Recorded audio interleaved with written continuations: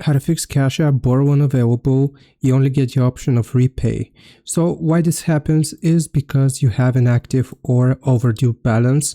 So you will need to pay off your balance. If you have used the borrow feature previously and you still have remaining balance, then that's why it might be unavailable to you, and it only lets you or gives you the option of repaying it.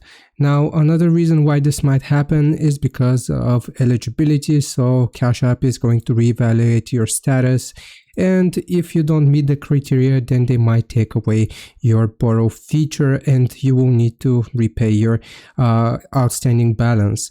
Now, one thing you can do is to ask Cash App directly what the reason is. So you can click on your profile icon in the top right, then you will go into support. Here you want to search for borrow. You will click on borrow here, the first option, and then you can select chat.